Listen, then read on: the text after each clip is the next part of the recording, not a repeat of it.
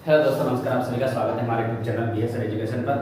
और आज अपन पढ़ने वाले हैं आकृति गिनना, जहाँ से हर एग्जाम में आपको एक क्वेश्चन देखने को मिलता है। तो आज का जो अपना टॉपिक है वह है आकृति गिनना। देखो मित्रों, आकृति में अपने पास क्या क्या पूछता है वो आपसे। एक पूछता है आपसे वह त्रिभुजों की संख्या,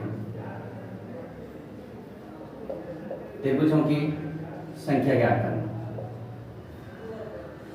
दूसरा पूछता है आपसे वह वर्गों की संख्या ज्ञात करना।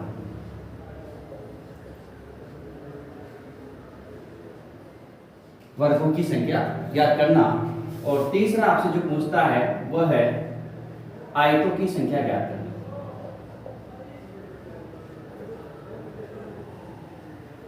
आयतों की संख्या ज्ञात करना। तो ये अपने पास जो बीएसटीसी के बारे में बात करूं तो अपने पास जो क्वेश्चंस आते हैं वो यहाँ से आते हैं। राजस्थान पुलिस, पटवारी, जो भी अपने पास अपन पढ़ते हैं, जो भी एग्जाम अपन देते हैं, अधिकांश क्वेश्चन आपको यहाँ से देखने को मिलता है। या फिर अपन एसएससी की बात करें तो वहाँ पर वर्गों की संख्या पूछ लेता है। लेकिन अपने पास जो भी क्वेश्चन अपन पढ़ने वाले हैं, तो सबसे पहले अपन बात करेंगे कि त्रिभुजों की संख्या, त्रिभुजों की संख्या, फिर बात करेंगे वर्गों की संख्या, फिर बात करेंगे आयतों की संख्या। तो सबसे पहले बात करेंगे कि त्रिभुज क्या होता है, त्रिभुज के बारे में। क्योंकि त्रिभुज किसे कहते हैं तो याद रखना मित्रों, जिस भी आकृति की तीन भुजाएं होगी वो क्या कहलाएगी, त्रिभुज कहलाएगी। तो मैं कह सकता हूं कि तीन भुजाओं से बंद आकृति, तीन भुजाओं से बंद आकृति, आकृति त्रिभुज कहलाती है। क्या कहलाती है? त्रिभुज कहलाती है। और आपको ज्यादा ध्यान तो जरूरत तो नहीं है, लेकिन फिर भी आपको ध्यान रखना हो, यहाँ पर आपको एक ध्यान रख सकते हैं कि सभी कोणों का जो योग होता है, सभी कोणों का जो योग होता है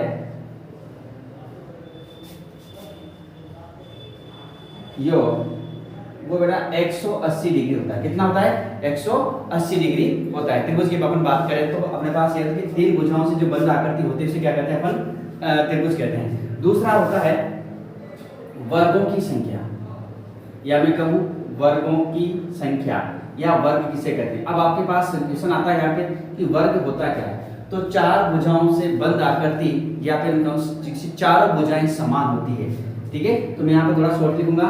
चार भुजाओं से, चार समान भुजाओं से, भुजाओं से बंद आकृति, बंद आकृति क्या कहलाती है? वर्ग कहलाती है। और इसका प्रत्येक कोण, प्रत्येक कोण, चार कोण होंगे तो प्रत्येक कोण 90 डिग्री का होता है।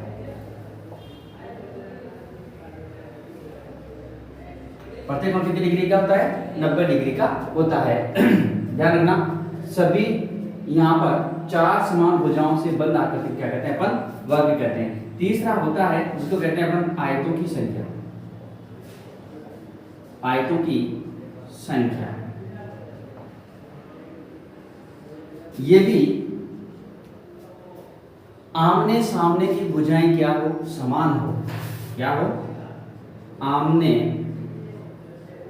सामने की भुजाएं समान हो या बराबर हो, या बराबर हो। इसका भी प्रत्येक कोण 90 डिग्री का होता है। प्रत्येक कोण कितने डिग्री का होता है? 90 डिग्री का होता है। और एक बात और ध्यान रखनी है, सभी वर्ग काम की है, सभी वर्ग आयत होते हैं। सभी वर्ग क्या होते हैं? आयत होते हैं। और यहां मैं बात करूं कि सभी आयत वर्ग नहीं होते,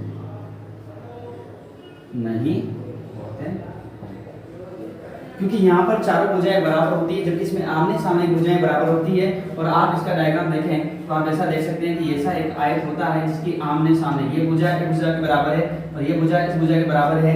तो यहाँ पर अपन कह सकते हैं कि यहाँ पर यदि मैं वर्ग बनाऊं, यहाँ पर मैं यदि वर्ग बनाऊं जिसकी सभी भुजाएं क्या होती है, बराबर होती है, ये भुजा ये भुजा ये भुजा और ये भुजा, तो सभी भुजाएं बराबर होती है। तो क्या आयत का आमने सामने की भुजाएं कैसे आमने सामने की भुजाएं बराबर नहीं है क्या, तो आप कहेंगे कि सर है। तो यहाँ पर याद रखना कि त्रिभुजों की संख्या, तो त्रिभुज कैसे कहते हैं, तीन भुजाओं से बंध आकृति क्या कहलाती है, त्रिभुज कहलाती है।